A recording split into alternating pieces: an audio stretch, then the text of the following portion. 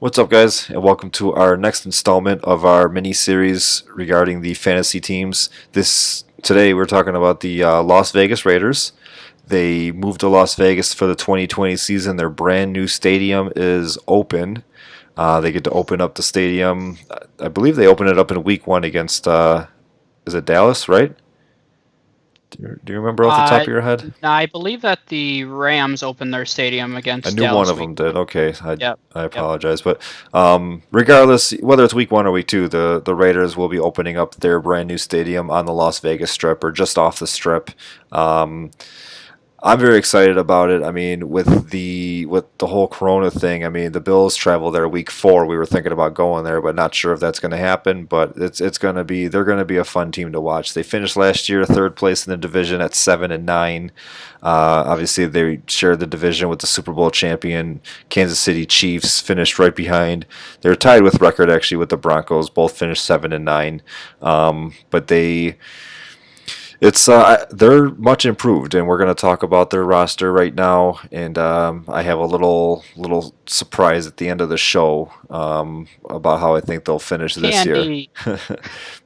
So Derek Carr is their quarterback. They did go out and get Marcus Mariota in free agency. They also have everybody's favorite quarterback, every defensive back's favorite quarterback, Nathan Peterman, still on the roster there. But Carr, I think this is his last, not really to prove himself because he has proved himself before, but this is Yep. John Gruden's team.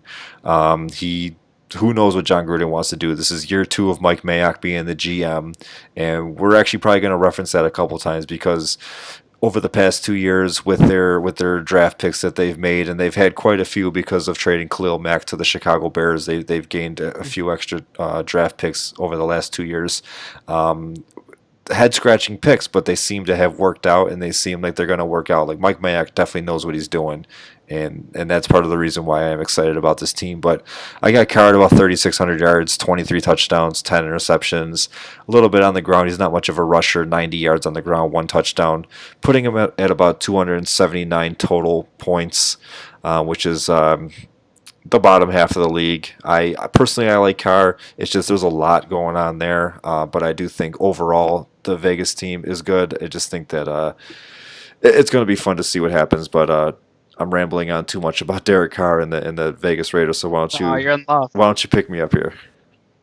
Yeah, I mean, so just to start off on the Mike Mayock conversation, is right now this team's all about building a culture. I mean, he's been obsessed with picking players from winning college organizations. I mean, I just have a sneaky suspicion somehow they're going to trade up and get Trevor Lawrence just because that seems like the kind of quarterback that they'd want. And you mentioned, I don't think that Derek Carr has a long-term future in Las Vegas. That's nothing against what he's done. I mean, he's been very effective. He's definitely one of the most underrated quarterbacks in the league. When you look at what we can expect from him in terms of fantasy, they had the 24th most pass attempts last year, so towards the bottom of the league. Uh, Similar to kind of Gardner Minshew, he was very effective in the play action completion percentage department, third highest there. He had the second highest true completion percentage, meaning he was very efficient. Third highest accuracy rating overall.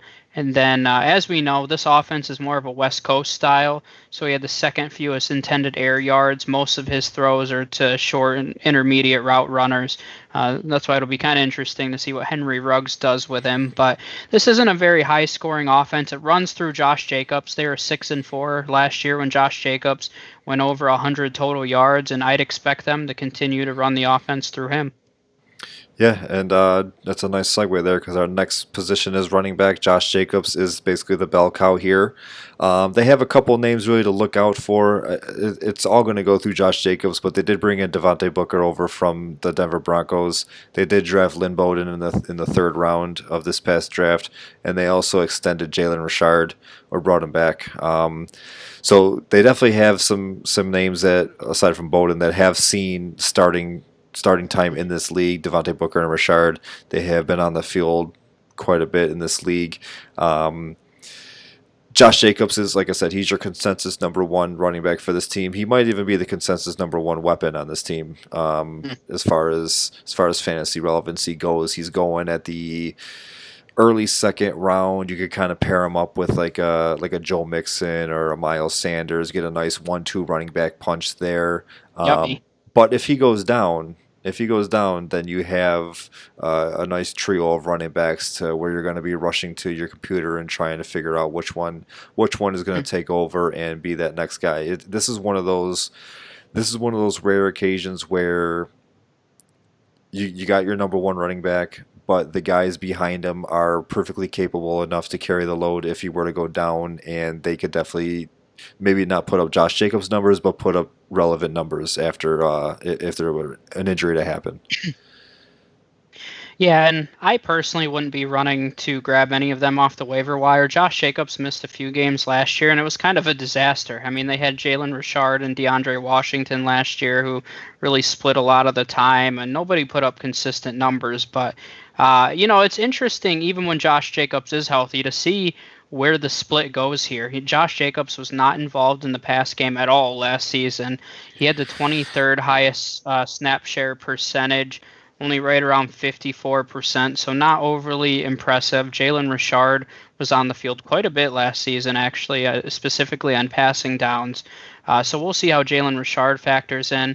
It's really strange to me right now. Devontae Booker is listed as their number one backup to Josh Jacobs. I don't really know how to read into that. I mean, I remember Maybe people it's had high alphabetical. expectations.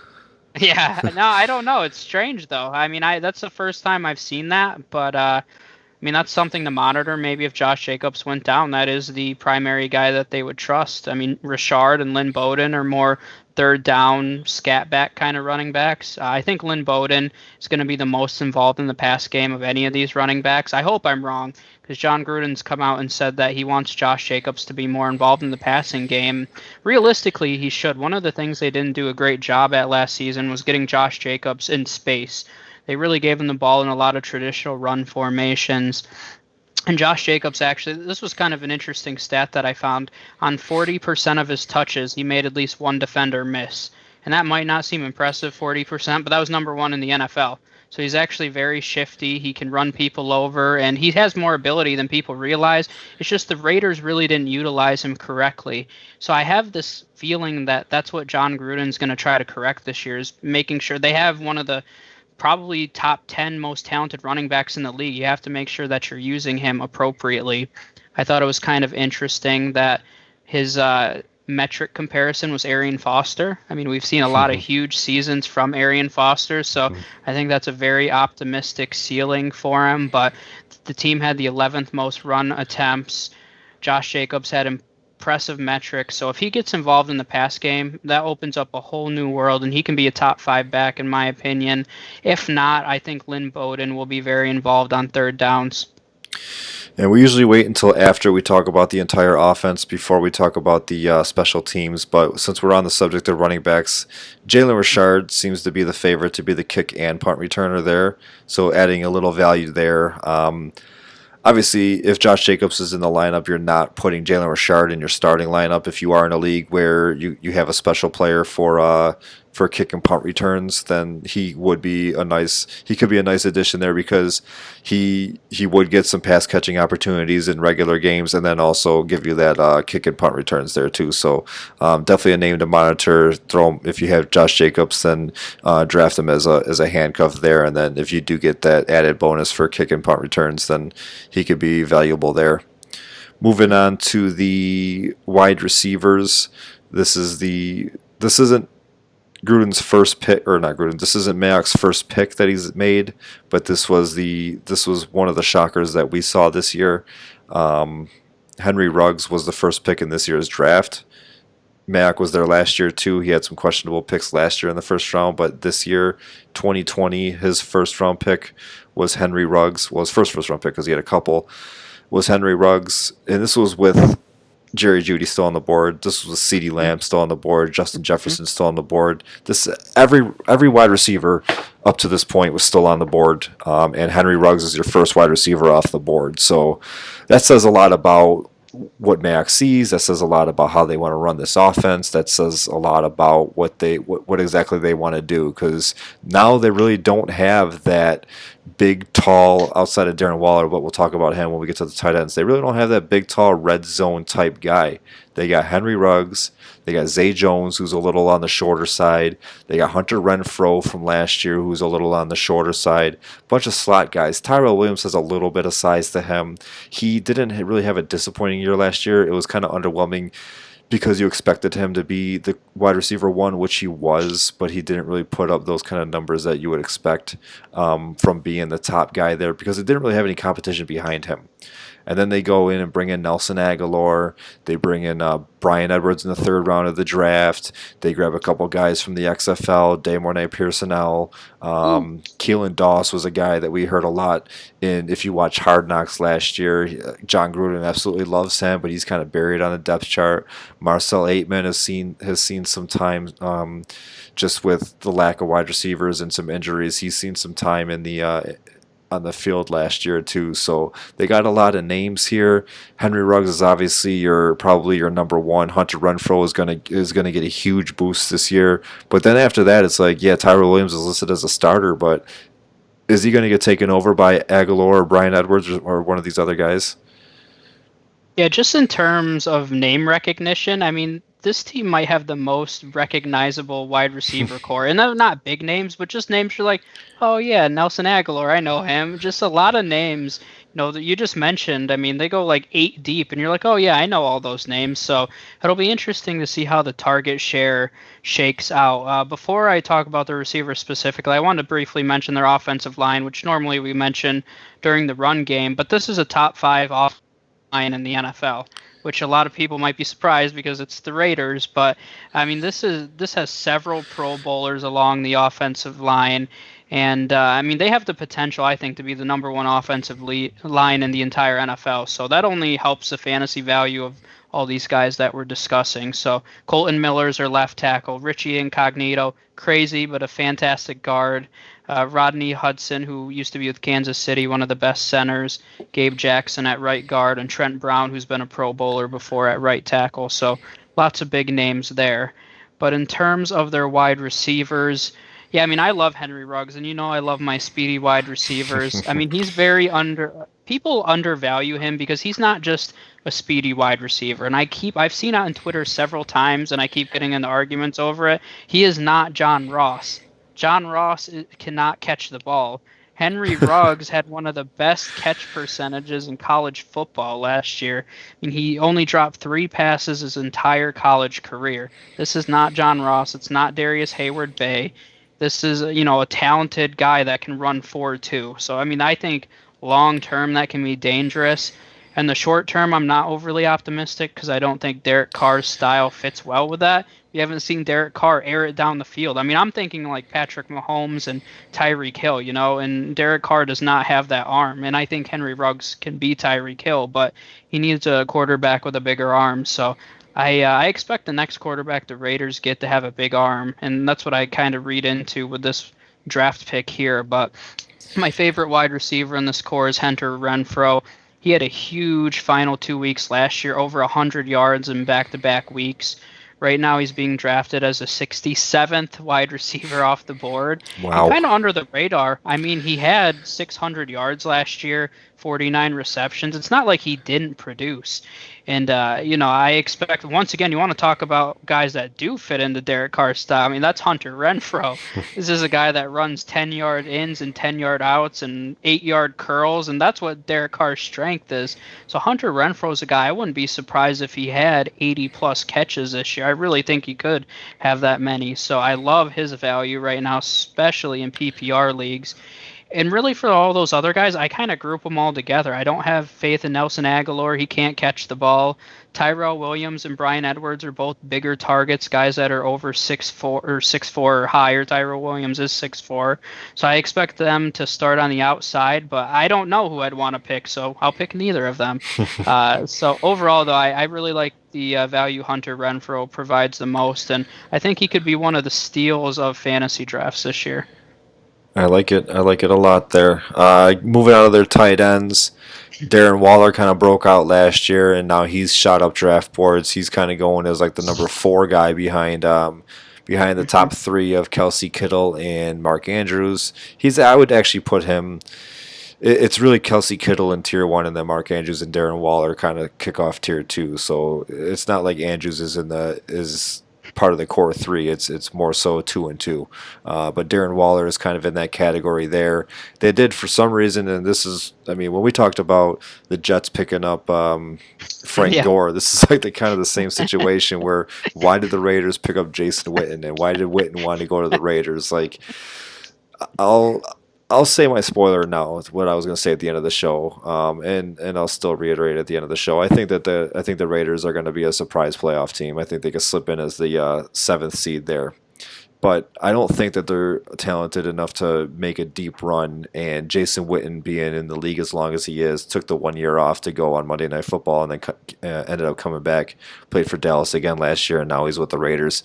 He went to a team that it's if he's ring chasing, he went to the wrong team for that. Um, Definitely some other teams that could possibly use a tight end, even if he doesn't want to be the TE1, because even here he's not going to be the TE1. That's Darren Waller's job, but he could have went somewhere else and hopefully had a chance at a ring for the last year or two or before he retires. Because I mean he kind of already retired once, so who knows when it's going to happen again. Um, if there's two tight end sets, I mean Jason Witten probably can be left alone. Darren Waller is the guy in this offense. He's next to Josh Jacobs, and I know you're a Henry Ruggs fan, but after Josh Jacobs, I think the next biggest weapon on this team is Darren Waller. He offers a Hmm. lot in the receiving game.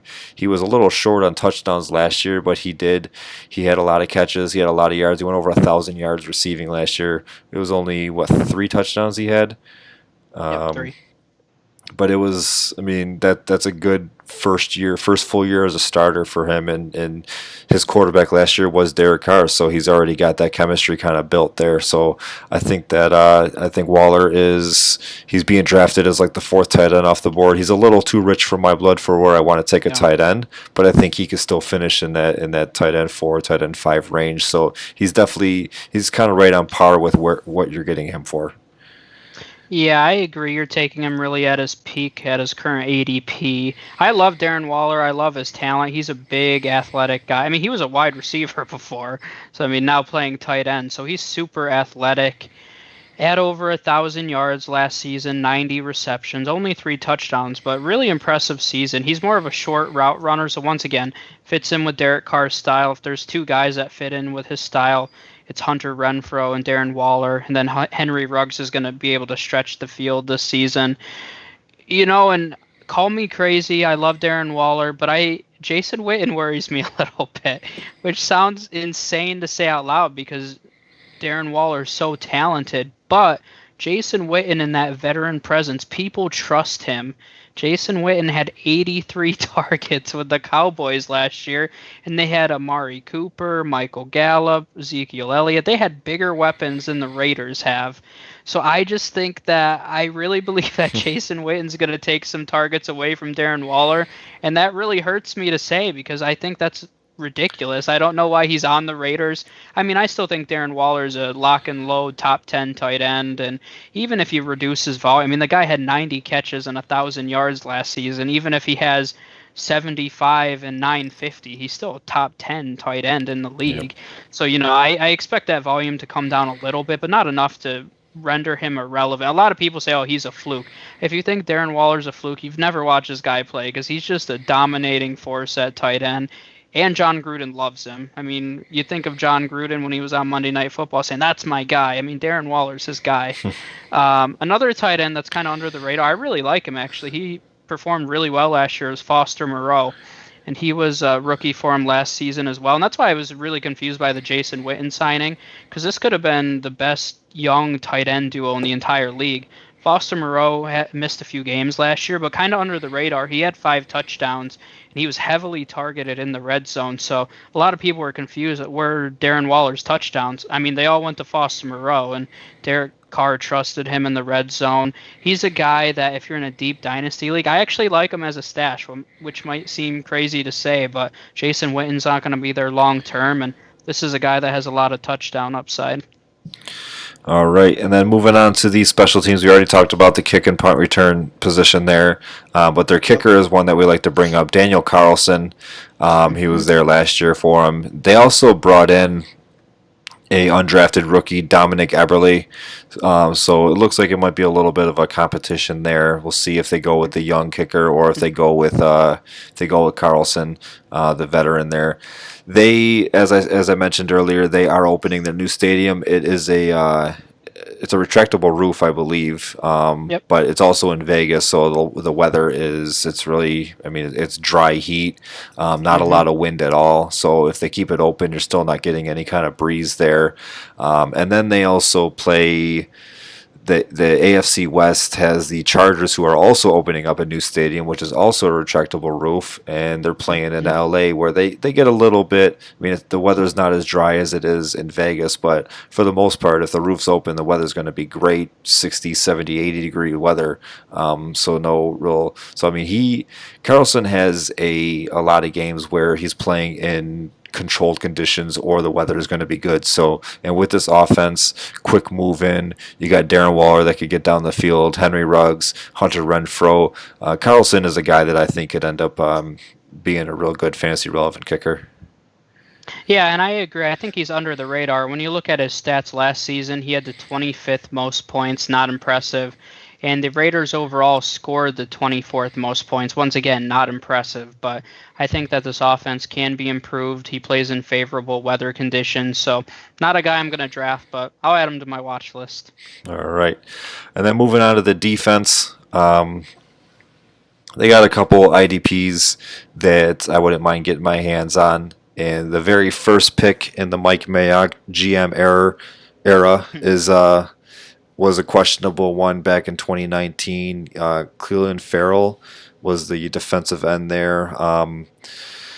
It's they picked at, I think it was fourth overall or fifth Fourth, yep. overall that year, Fourth. and it was, I mean, there was a bunch of edge rushers on the board. There was a bunch of other positions on the board, and they ended up going with Farrell. And I think, like, not only was that the most questionable pick when they picked him, that was like the most questionable pick of the first round of that Yep. year. But like I said, it's not, hindsight is 2020. It's not like it was a bad pick. It was, Mike Mayock knows exactly what he's doing. He's been covering the draft for years, and you kind of just got to trust him. He's one of the guys, for as far as IDPs go, I would definitely like to have him. He fits in well to this Raiders defense. The other one that I would like is on the other side of him, Max Crosby, another defensive end. Same year they took him in the fourth round of that same year. So he is he could get to the quarterback. We've seen a lot of good games from him last year. He's a nice pass. He's a nice pass. What's the word I'm looking for? Wow, I'm drawing a blank. Rusher. Yeah, pass rusher. That's, wow. It must be late at night here where I am. Corey Littleton is the other one. So they got three guys that I wouldn't mind getting my hands on. Corey Littleton, the middle linebacker, came over from the Rams. He puts up a lot of tackles. He's a nice run stuffer. Could get to the quarterback too, and then that's pretty much it. I mean, it's another one of those defenses where I don't like them overall as a whole. They got some good names there, some good IDPs that I think that if they're on the field a lot, they could definitely do some damage, get some sacks, get some tackles. But I'm not really trusting the defense as a whole here. Yeah, and Farrell, I mean, it's still a questionable pick to me. I mean, we'll see how he turns out, but a lot of people thought they were going to take Josh Allen there, who ended up going on to have 10.5 sacks and looked very impressive. Farrell was very good against the run last year. I mean, probably not a. I don't really want to take a run stuffer fourth overall, so we'll see if he turns into more than that. But once again, going through my process, scanning a defensive depth chart, I'm looking for sacks along the defensive line, looking for tackles in their linebacking core. If you're looking for sacks, you already mentioned Max Crosby. He had 10 sacks last season and 4 forced fumbles, which is a ton in a year. So he showed a little bit of ability for strip sacks. He was among the leaders there. So I like Max Crosby a lot if you need to play a defensive lineman. I'm not touching Farrell right now. I mean, we'll see how he turns out if he ends up rushing the passer more, but as of right now, that's just not what he does. They have Malik Collins coming over from the Cowboys. Very strong defensive tackle, no fantasy relevance.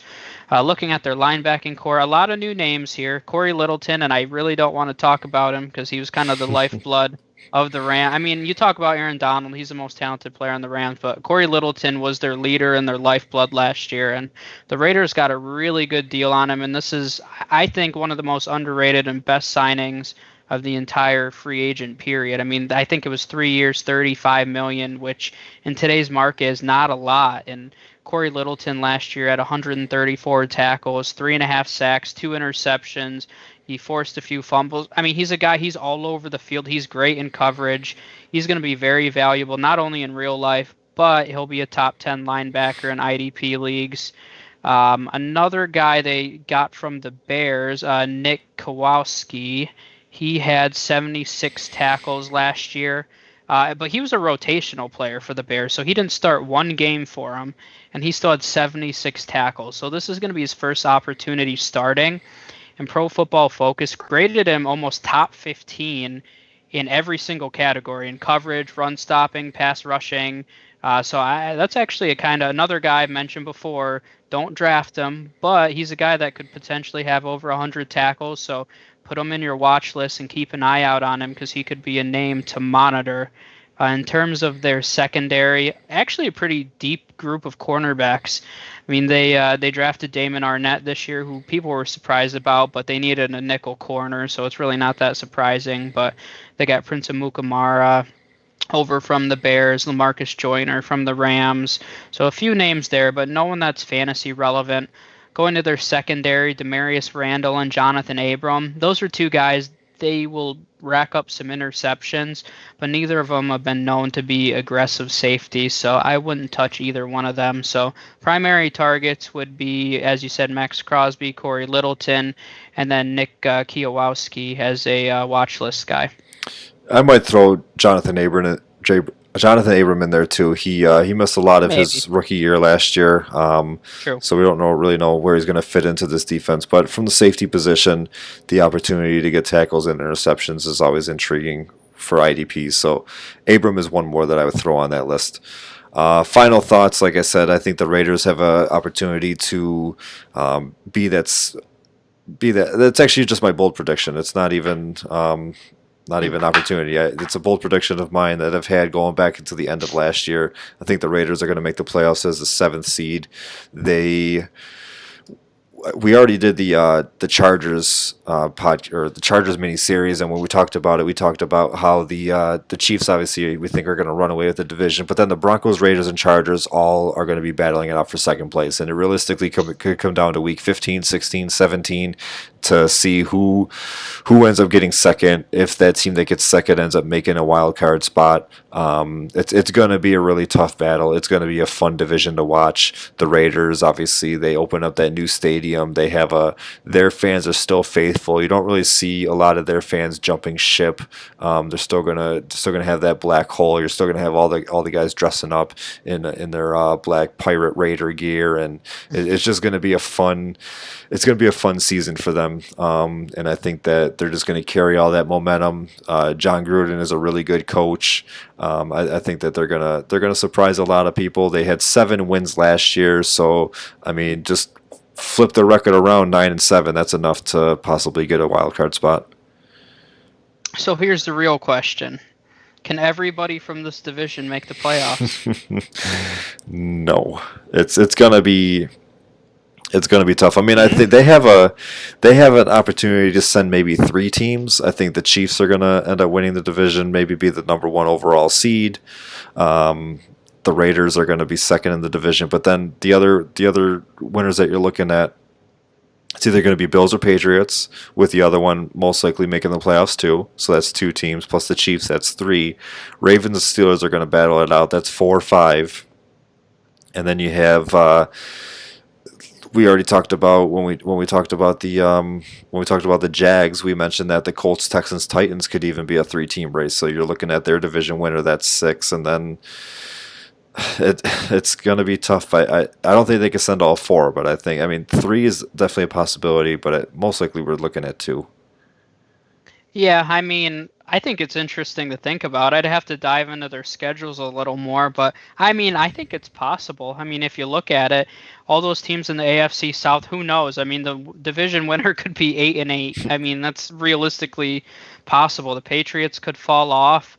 The Steelers, we don't really know. They were only 8-8 last season. Even Big Ben, we don't know how he's going to come back. So there's a lot of question marks everywhere. So it'll be interesting because I think at some point four teams from a division are going to make it, and I think that'll be exciting. But that would be a really bold prediction. All four teams make it.